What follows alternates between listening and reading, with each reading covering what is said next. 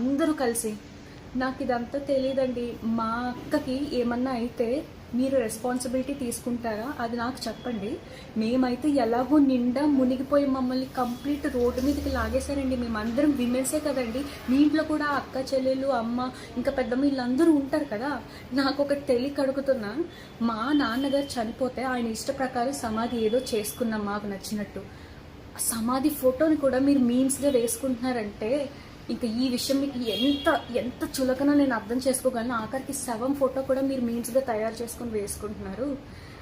నేను మీకు చెప్తున్నాను, మాకు సపోర్ట్ కావాలి, మేము ఆడవాళ్ళము, మాకు ఈ పరిస్థితిలో ఉంది, మిమ్మల్ని అడుక్కుంటున్నాం, మీమ్స్ వేయొద్దు, ట్రోల్స్ వేయొద్దని నేను మిమ్మల్ని అడుక్కుంటున్నాను. ఇంకా ఇప్పుడు ప్రోడక్ట్ ఆర్డర్ చేశారు, కొంతమంది ఏమో వ్యూస్ కోసం వచ్చేసి మా ఇంట్లో తన్నారు, నన్ను కొట్టారని ఇంకొకరు, అలా పెడితే వ్యూస్ వచ్చేసి అందరూ చూసేస్తారని ఇంకొకరు, అని వాంతు కక్కేస్తున్నట్టు ఇంకొకరు. ఒక్కొక్కరు ఒక్కొక్క టైప్లో అండి. ఒక కస్టమర్